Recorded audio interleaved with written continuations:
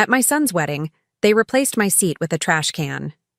"It's just a joke. Don't be so dramatic," my daughter-in-law said. Everyone laughed, but when I revealed the DNA test of my grandson, the guests were stunned. I'm glad to have you here. Follow my story until the end and comment the city you're watching from, so I can see how far my story has reached. I should have known something was wrong the moment I walked into the venue and couldn't find my name on the seating chart. The elegant script listing table assignments seemed to mock me as I ran my finger down the alphabetical order. Henderson, Hopkins, Jackson, but no Rhonda Mitchell anywhere to be found. "Excuse me." I approached the young woman with the clipboard, her smile bright and practiced. "I can't seem to find my table assignment. I'm Rhonda Mitchell, mother of the groom." Her smile faltered slightly. "Oh, let me check with the bride about that."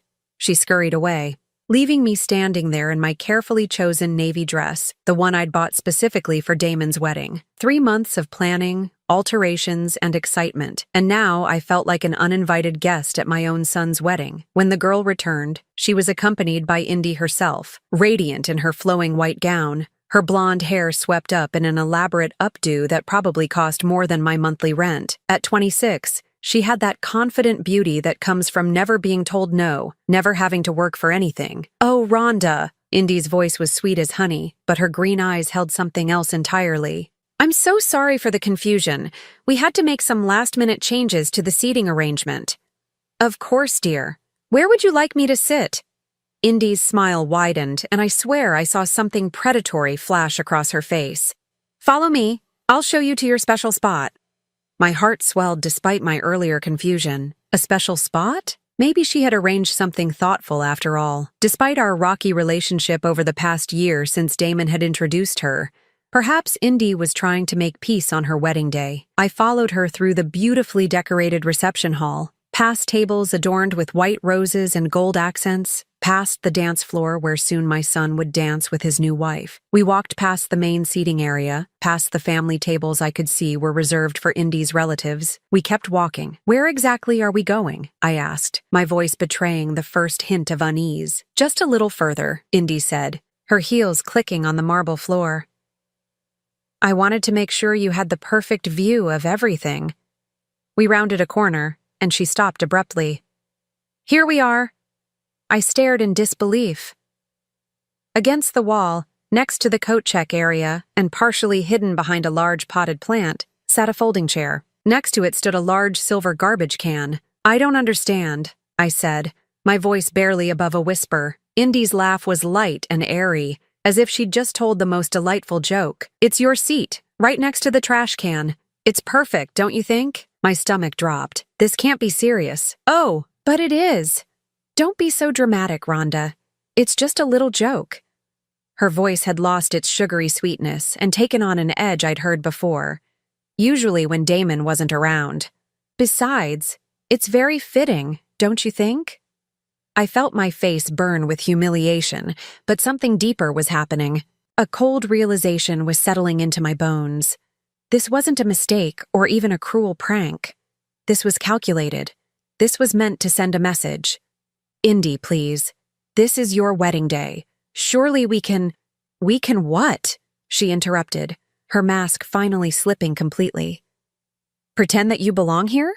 Pretend that you're actually wanted?" The words hit me like physical blows. I gripped the back of the folding chair to steady myself. "Does Damon know about this?" I managed to ask. Her smile returned, triumphant now. "Damon thinks it's hilarious. We both do. You should see your face right now." As if summoned by his name, my son appeared around the corner, looking devastatingly handsome in his black tuxedo.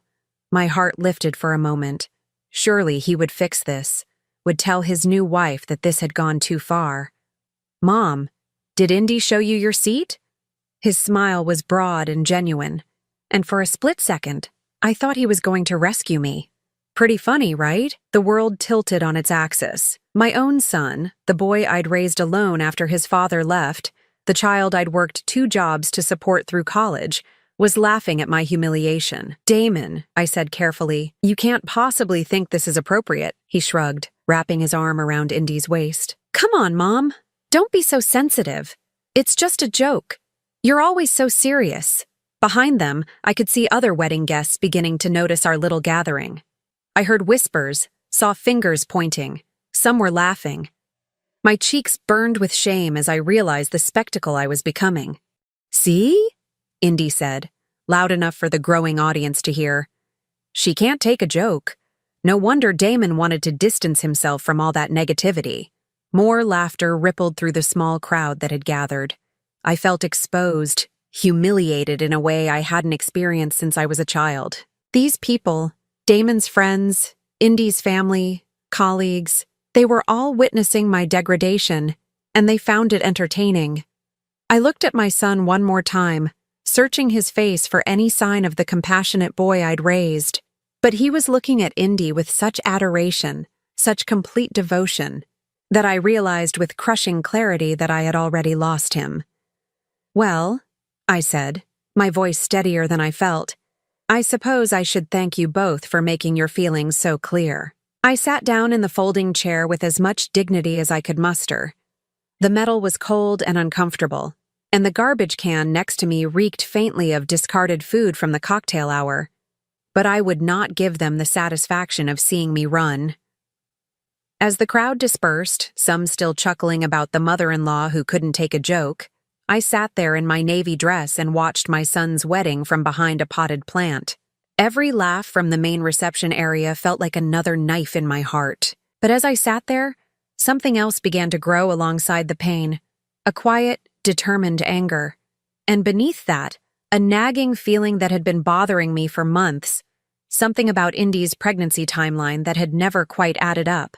If they wanted to treat me like garbage, maybe it was time I started paying closer attention to exactly what kind of family I was supposedly being excluded from. Sitting in that folding chair for 3 hours, listening to the celebration I wasn't truly part of, gave me plenty of time to think. And the more I thought, the more certain uncomfortable memories began to surface. It had been exactly 11 months ago when Damon first brought Indy home. I remembered the date clearly because it was my birthday, and I'd been hoping for a quiet dinner with my son. Instead, he'd shown up with this stunning young woman who immediately began rearranging the conversation, the seating, even the meal I'd prepared. "Damon's told me so much about you," she'd said that night, though her smile never quite reached her eyes. "I hope we can be close." Within 6 weeks of that first meeting, they were engaged. Within 3 months, she was pregnant. The timeline had seemed remarkably fast, but Damon was so happy, so completely smitten, that I'd pushed my concerns aside. Young love, I'd told myself. Sometimes these things happen quickly, but now, watching my son gaze adoringly at his new wife while I sat next to a garbage can, those suppressed doubts came flooding back with startling clarity. The baby, little Marcus, had been born exactly 7 months after Damon and Indy's first meeting. 7 months. They'd explained it as premature. Though Marcus had been a robust 8 pounds, hardly the size of a baby born significantly early. When I gently questioned this, Indy had become defensive. "Are you suggesting I'm lying about my own pregnancy?" she'd snapped. "Some babies develop faster than others. Maybe if you'd had more children, you'd understand these things better." The comment had stung, cutting right to the heart of my greatest regret.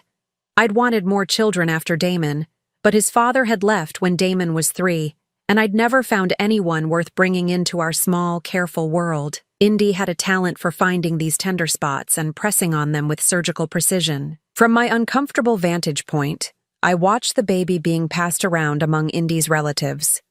A beautiful child with dark hair and serious brown eyes that seemed to take in everything around him. He was 9 months old now, just beginning to pull himself up on furniture and babble in that delightful way babies do. But those eyes? They bothered me.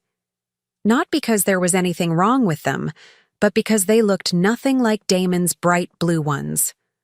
Or Indy's green ones, for that matter. In fact, looking around at the wedding guests, I couldn't spot anyone with Marcus's distinctive dark brown eyes and angular features. I shook my head, trying to dispel such thoughts.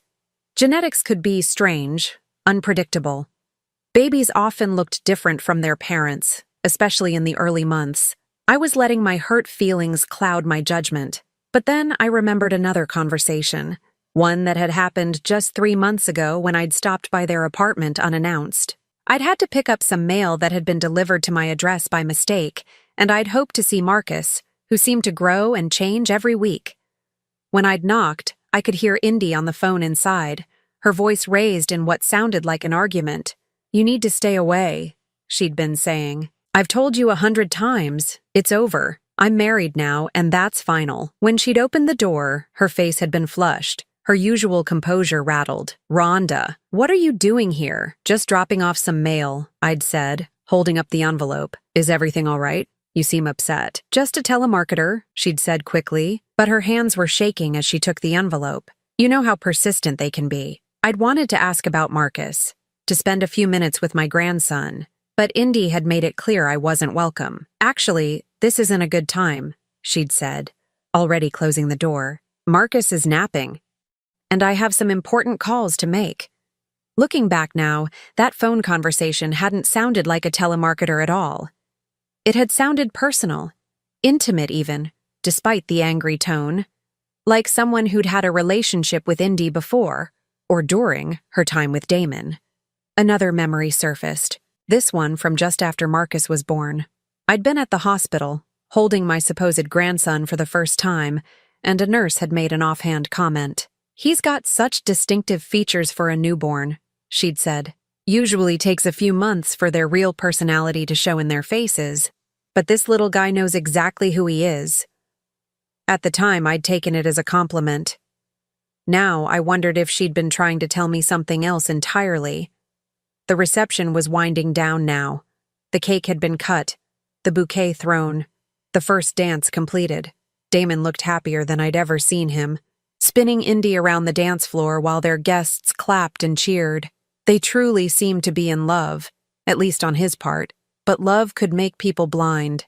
I'd learned that lesson the hard way with Damon's father, who'd been charming and attentive right up until the day he cleaned out our bank account and disappeared with his secretary. As I finally stood to leave, my legs stiff from sitting in that awful chair for so long, I made a decision.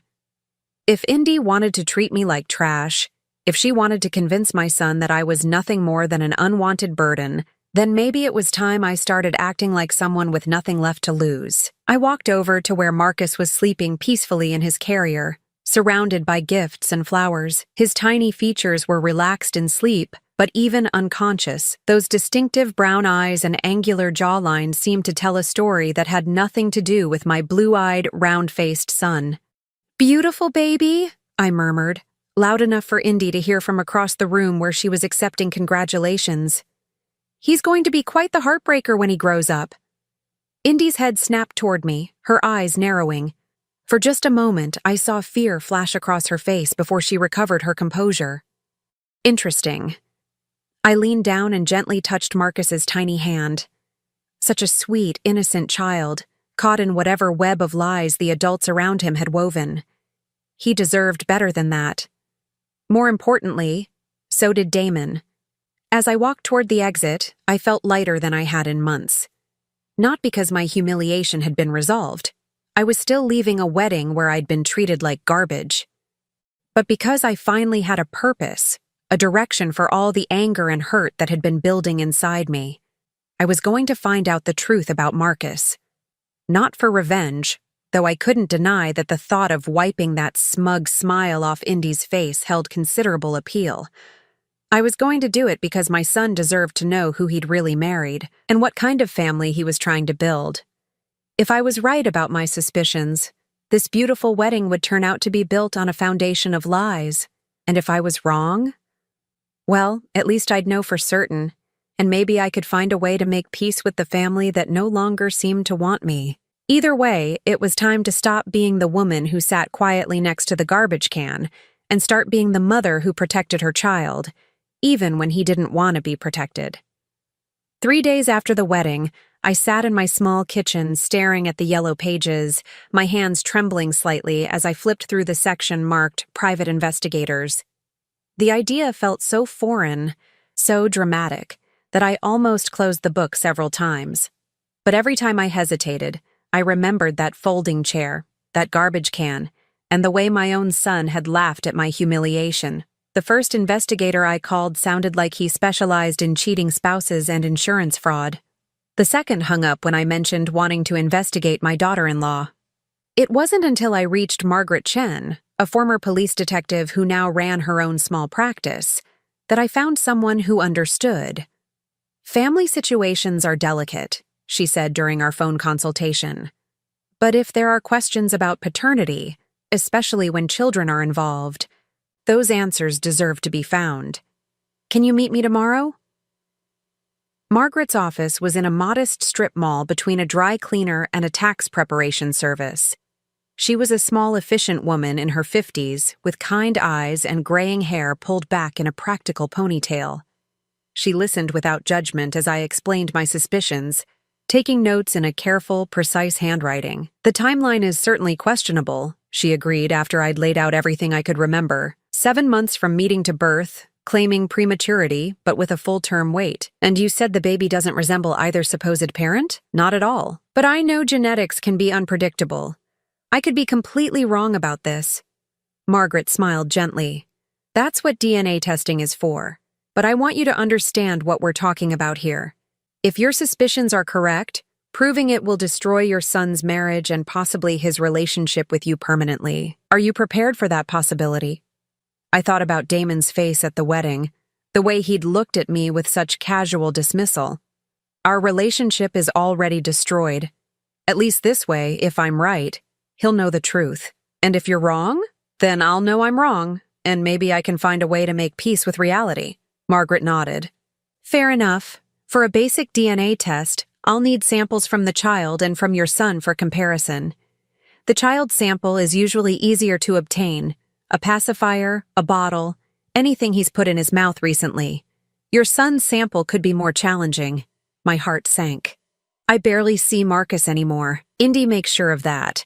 And Damon..." I trailed off, realizing how completely I'd been cut out of their lives. "Let me do some preliminary investigation first," Margaret suggested. "Look into Indy's background, see what I can find about her life before she met your son. Sometimes the truth reveals itself in unexpected ways." Over the next week, I found myself living in a strange state of suspended animation. I went through my daily routines, work at the library where I'd been employed for 12 years, grocery shopping, evening walks around my neighborhood, but my mind was constantly elsewhere, wondering what Margaret might be discovering. The call came on a Thursday evening as I was heating up leftover soup for dinner. "Rhonda, it's Margaret. I've found some interesting information about Indy's background. Can you come in tomorrow afternoon?" I barely slept that night, my imagination running wild with possibilities. When I arrived at Margaret's office the next day, she had a manila folder thick with papers spread across her desk. "Indy wasn't entirely truthful about her past," Margaret began without preamble. "She told your son she'd lived in Portland before moving here, working as a marketing coordinator for a small firm that went out of business. That part is true, but incomplete." She slid a photograph across the desk. It showed Indy at what appeared to be a casual outdoor gathering, smiling and laughing with a group of people. In the photo, her arm was wrapped around a tall, dark-haired man with serious brown eyes and angular features that made my stomach lurch with recognition. "His name is Connor Walsh," Margaret continued. "They dated for nearly 2 years in Portland.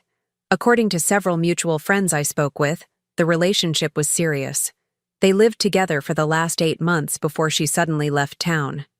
I picked up the photograph with shaking hands. The resemblance between Connor and little Marcus was unmistakable. The same dark eyes, the same distinctive jawline, even the same slightly crooked smile. "When did she leave Portland?" I asked, though I was already afraid of the answer. "Approximately 6 weeks before she met your son. According to her former landlord, she broke her lease unexpectedly and left forwarding address, claimed she had a job opportunity she couldn't pass up." The timeline was devastating. If Indy had been living with Connor until 6 weeks before meeting Damon, and if Marcus was born 7 months later... "There's more," Margaret said gently. "I spoke with Connor. He's been trying to locate Indy for almost 2 years. He believes she was pregnant when she left Portland. My soup from the night before threatened to come back up. He knows about Marcus? Not specifically, but he knows she was pregnant with his child when she disappeared. He's been searching for her ever since. I stared at the photograph. This stranger who might be my grandson's real father. He looked like a decent man, someone who'd been searching for his child for 2 years while that child was being raised by my son as his own. "What kind of person does this?" I whispered. Margaret's expression was compassionate but firm.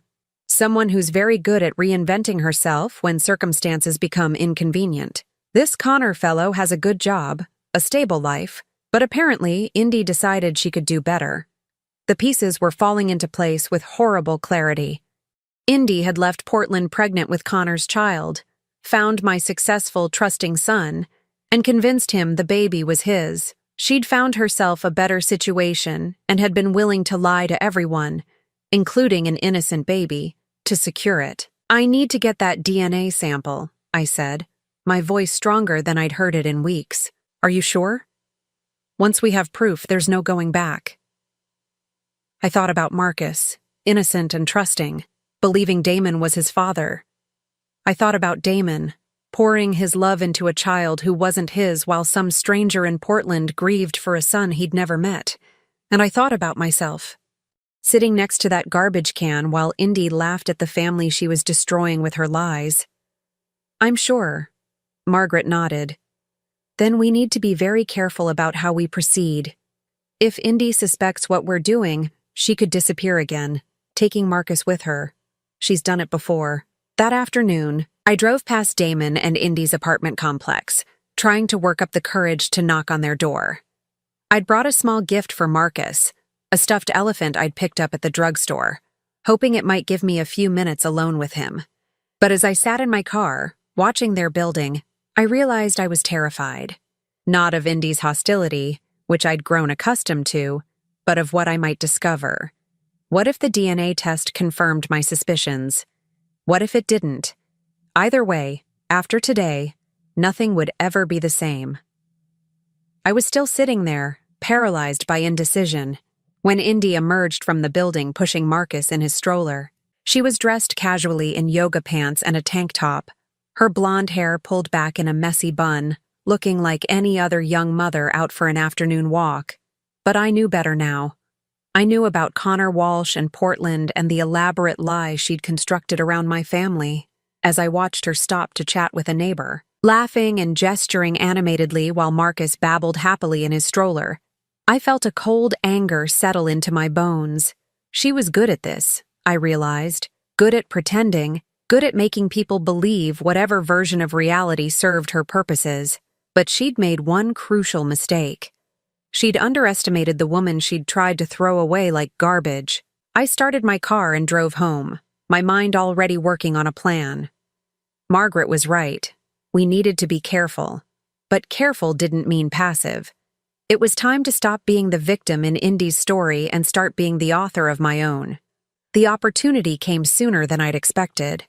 On Sunday afternoon, Damon called with an invitation that surprised me so much I almost didn't trust it. "Mom, would you like to come over for dinner tonight? Indy thought it might be nice to have a family meal together." I gripped the phone tighter, immediately suspicious. After the wedding humiliation, the idea of Indy suddenly wanting my company seemed impossible. "Are you sure that's what she wants?" "Of course. We've been talking, and we both feel bad about how things went at the wedding. The whole seating thing, it was supposed to be funny, but maybe it went too far. Maybe it went too far. Not, it was cruel and humiliating, just maybe too far." But I swallowed my pride.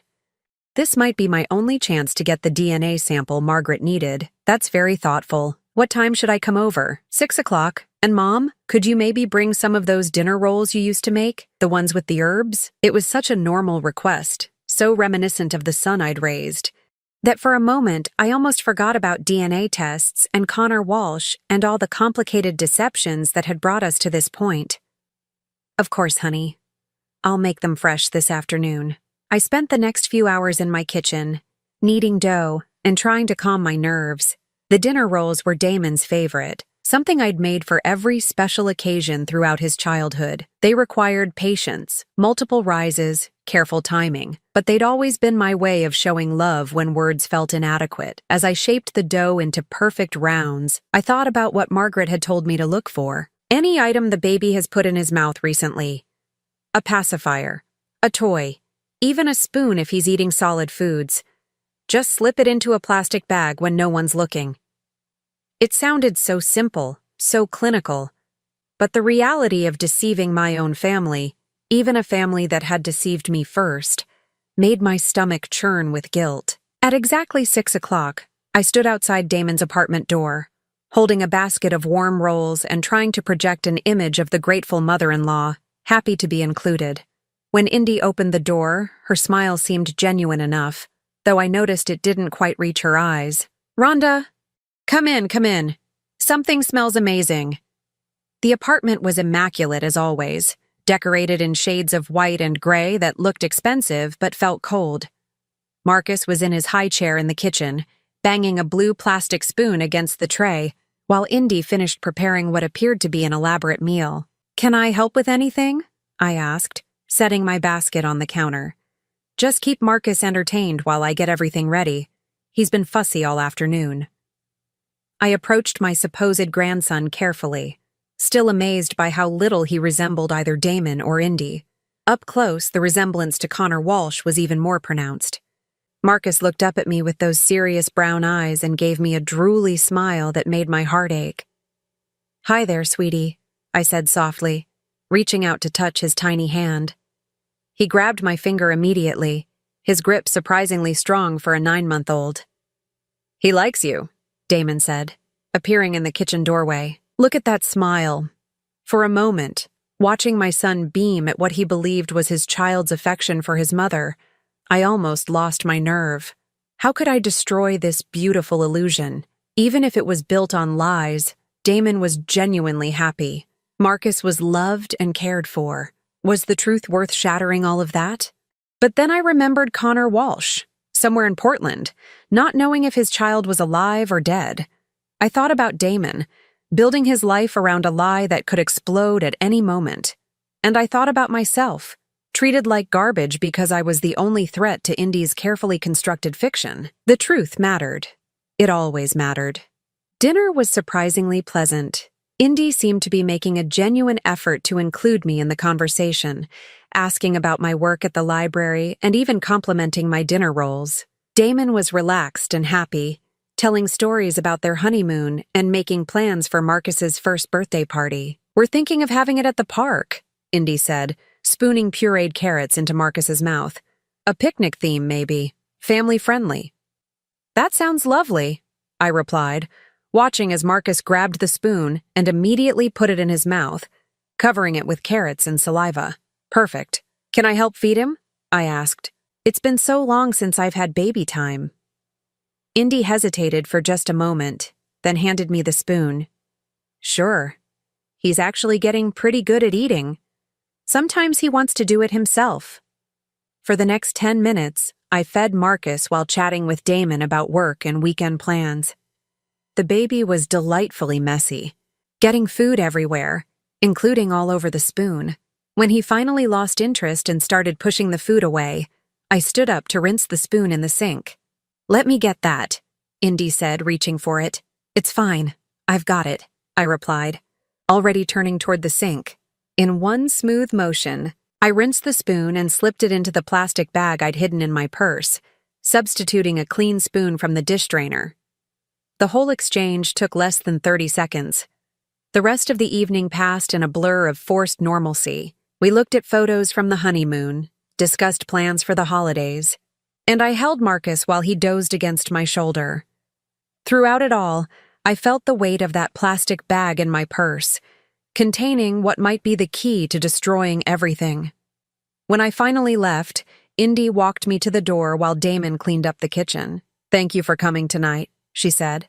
And for a moment, her voice sounded almost sincere. "I know things have been difficult between us, but we're family now, and I want Marcus to have a relationship with his grandmother." His grandmother. The words hit me like a physical blow, but I managed to keep my expression neutral. "I want that too." She studied my face for a long moment, and I worried that somehow she could see through me.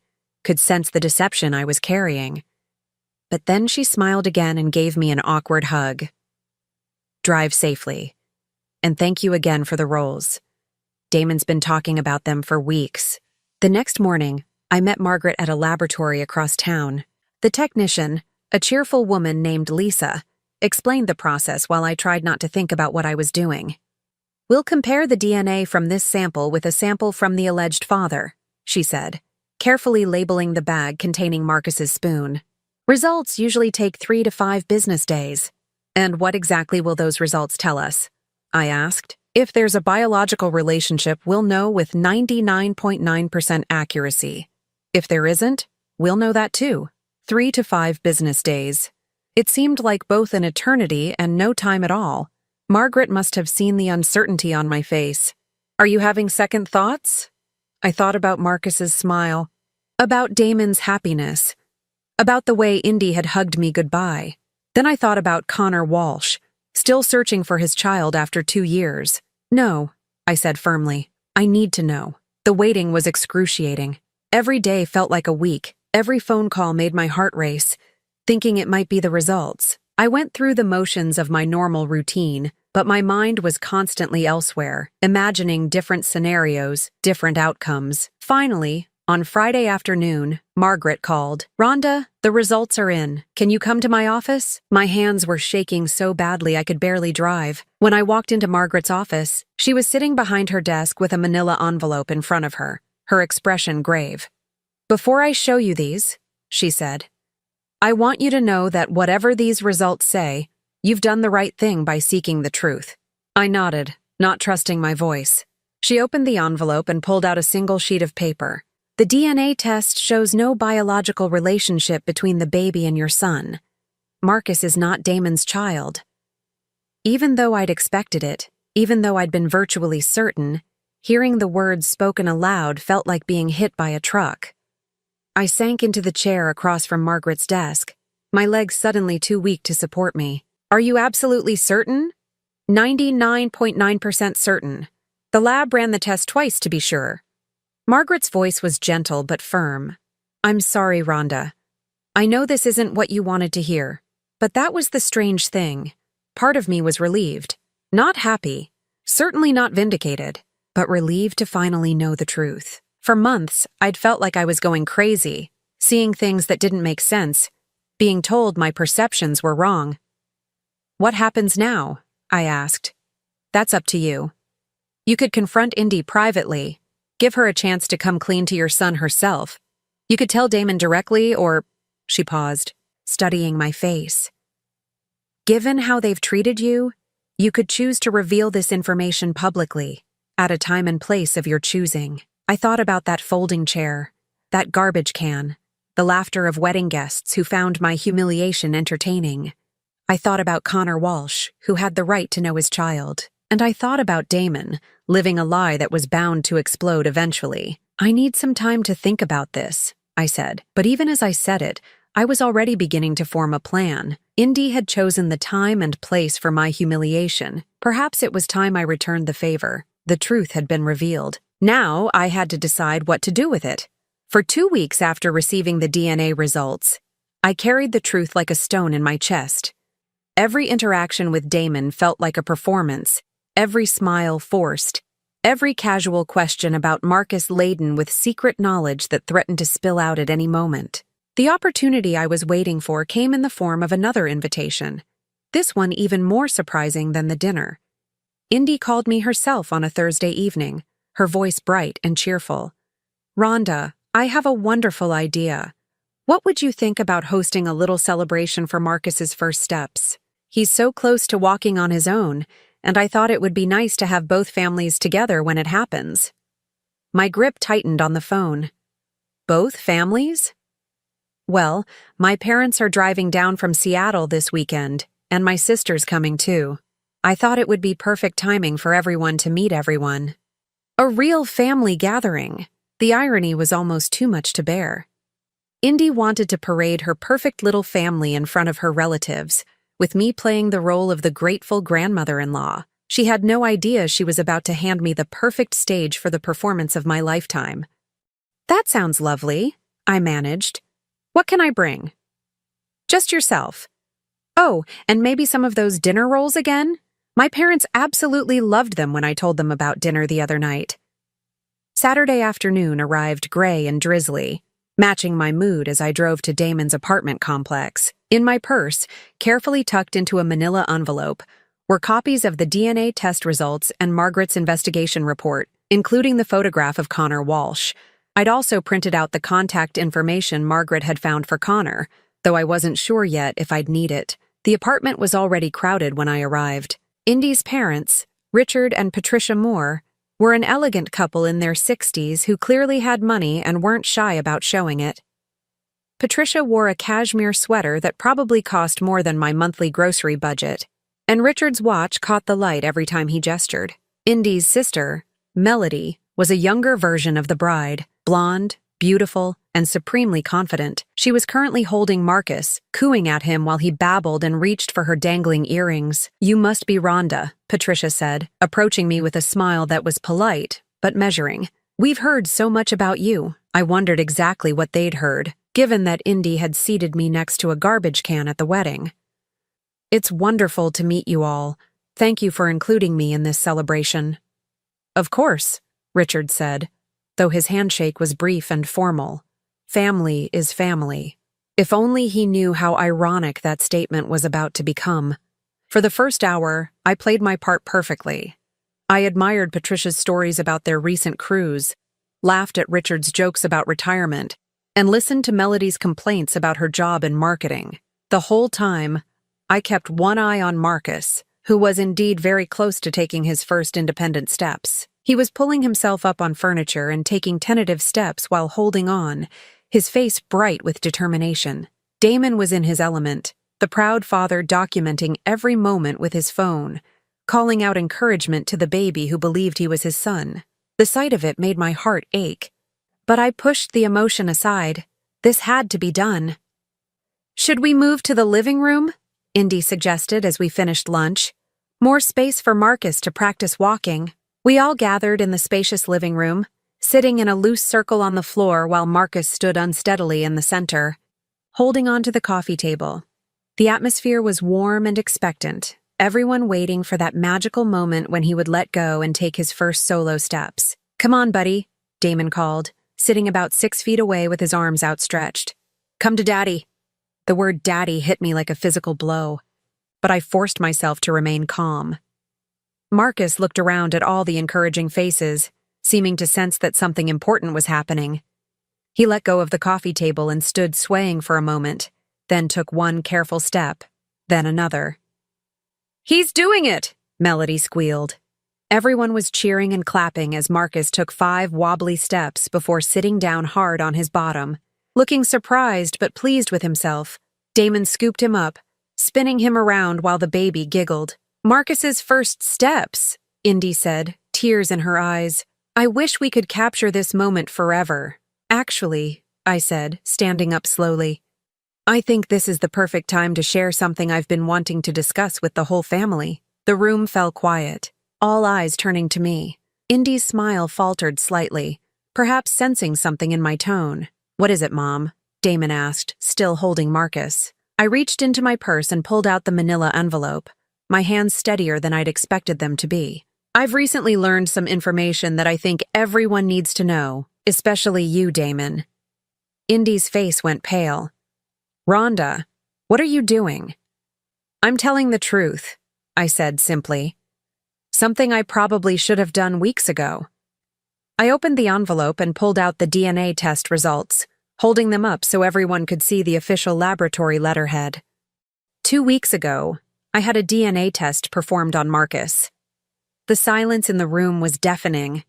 Damon's face went through a series of expressions: confusion, disbelief, and then something that might have been understanding. "Mom, why would you—" he started. "Because I suspected what these results have now confirmed," I interrupted. "Marcus is not your biological son." The explosion of voices was immediate. Patricia gasped audibly. Richard muttered something under his breath, and Melody's mouth fell open in shock. But it was Indy's reaction that I focused on, the way her face crumpled, then hardened, then crumpled again as she realized her carefully constructed world was falling apart. "That's impossible," she said, but her voice lacked conviction. "How dare you?" "The test shows zero biological relationship between Damon and Marcus," I continued, my voice cutting through the chaos, which led me to do some additional investigation. I pulled out the photograph of Connor Walsh and handed it to Damon. His face went white as he stared at the image, then looked at Marcus, then back at the photograph.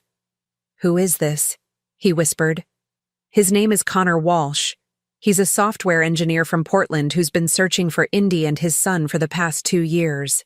Indy finally found her voice, and when she spoke, it was with the fury of someone who'd been cornered. "You had no right! How dare you spy on my family, interfere in my marriage?" "Your marriage?" I laughed, and there was no humor in it. "Your marriage that's based on a lie? Your family that you built by deceiving my son about the paternity of a child that isn't his?" "Stop it," Damon said quietly, still staring at the photograph. "Just, everybody stop." The room fell silent again. Marcus, sensing the tension, had started to fuss in Damon's arms. My son looked at the baby, really looked at him, and I saw the moment when everything clicked into place. The brown eyes, the angular features, the complete lack of resemblance to anyone in our family. "How long have you known?" he asked Indy, his voice barely audible. Indy opened her mouth, closed it, then opened it again. "Damon, I can explain. How long?" She crumpled then, all her defiance disappearing at once. "Since before I met you," she whispered.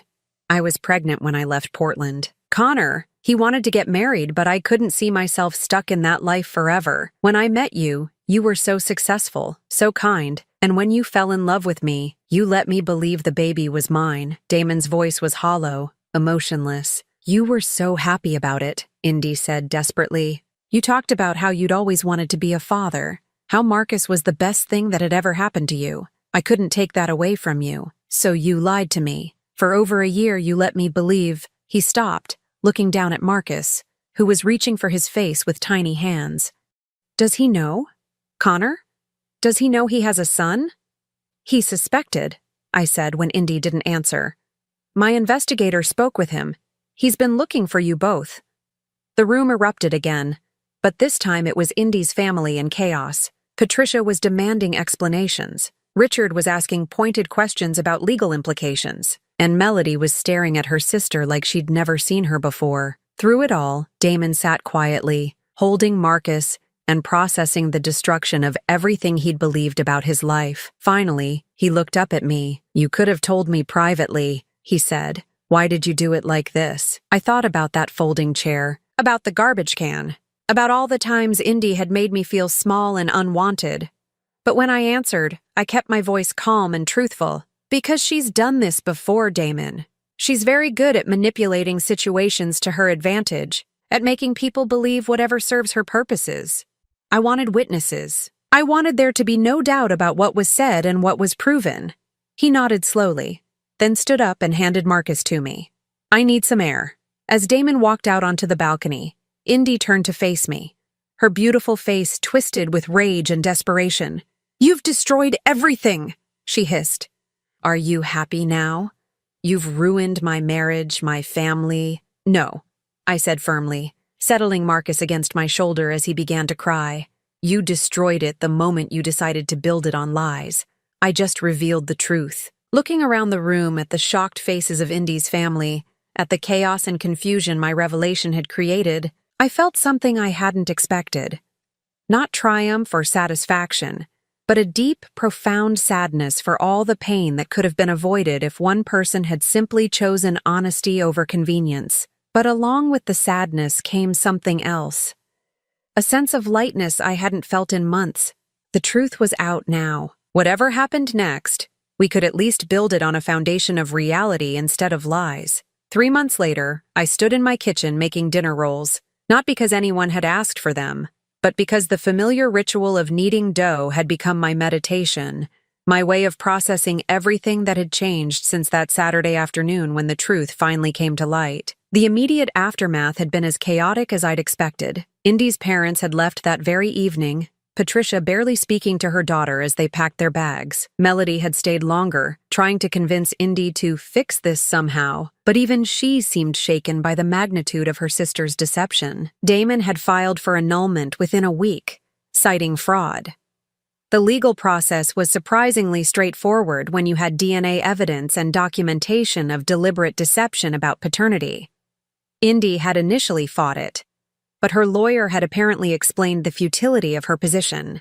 The hardest part, as I'd known it would be, was watching Damon say goodbye to Marcus. Despite everything, despite knowing the truth, he'd spent over a year believing he was that child's father. Love doesn't disappear just because biology proves it was misplaced. I keep thinking I should hate him, Damon had told me during one of our weekly dinners, a new tradition we'd established in the wake of the chaos. He's the living proof of how completely I was fooled.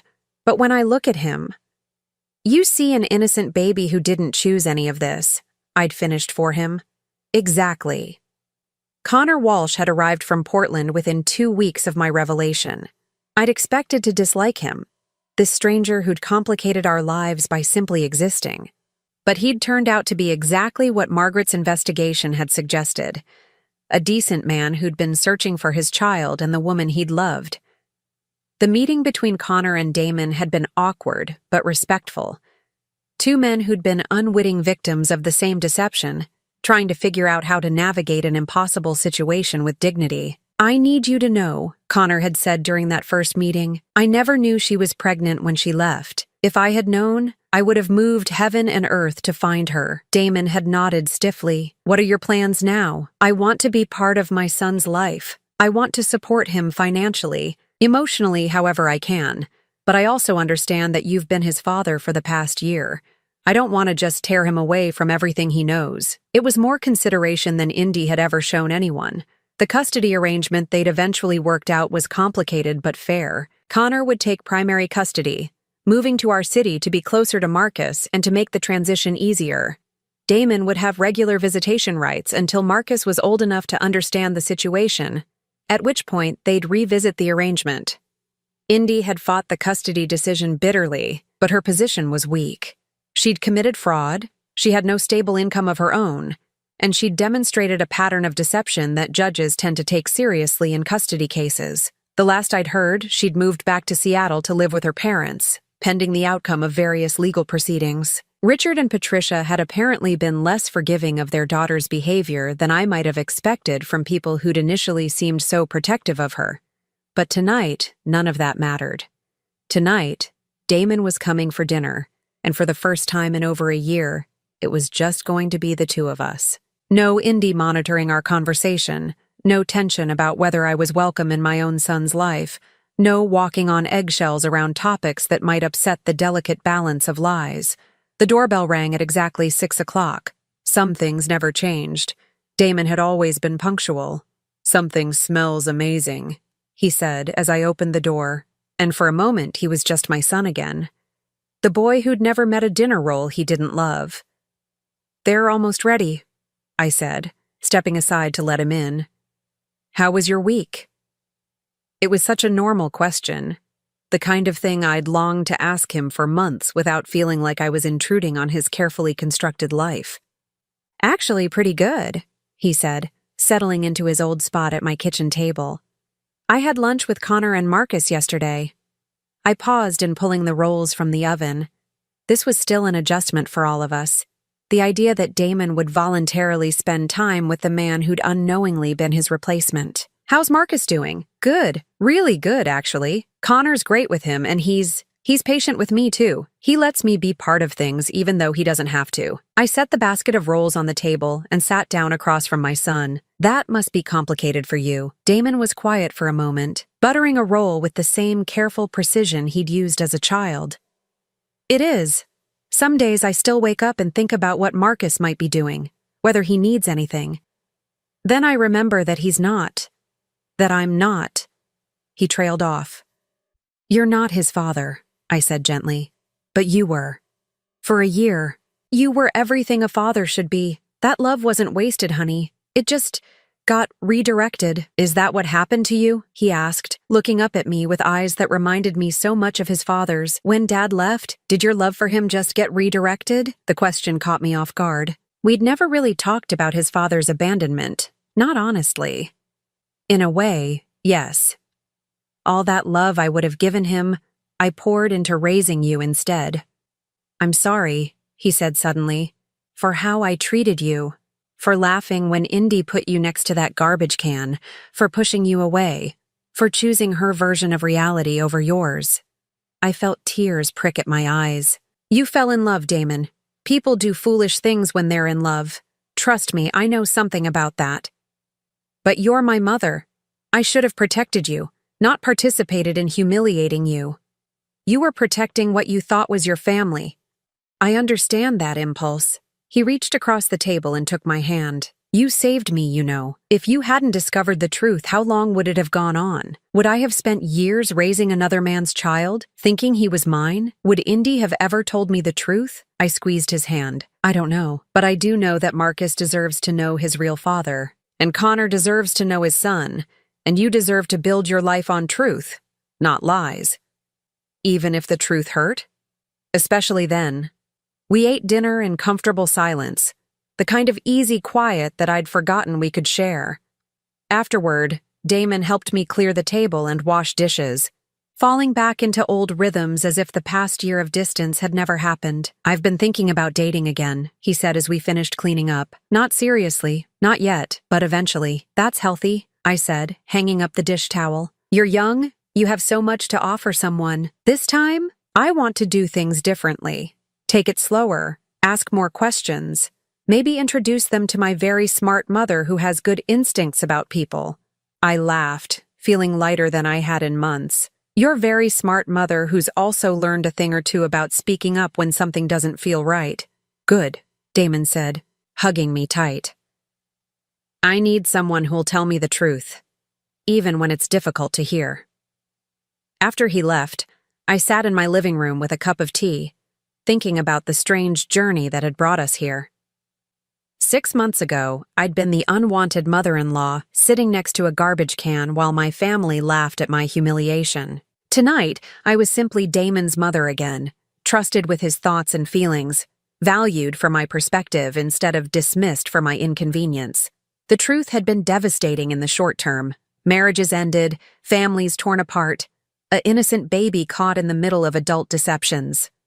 But it had also been liberating. No more walking on eggshells, no more pretending that cruelty was humor, no more accepting treatment that diminished my worth as a human being. My phone buzzed with a text message. It was a photo from Connor, Marcus taking confident steps across a playground while other children played nearby. The message that accompanied it was simple.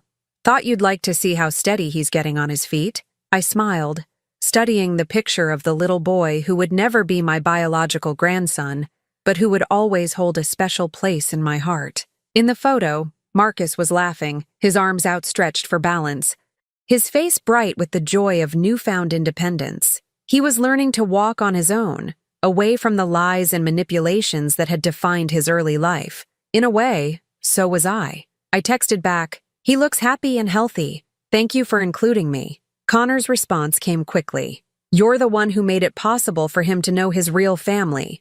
We'll always be grateful for that." Real family.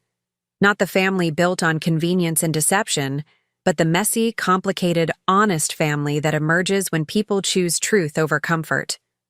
I set my phone aside and picked up the book I'd been reading, settling deeper into my favorite chair. Tomorrow I would go to work at the library, maybe call my friend Susan to catch up, perhaps visit the farmer's market I'd been meaning to explore.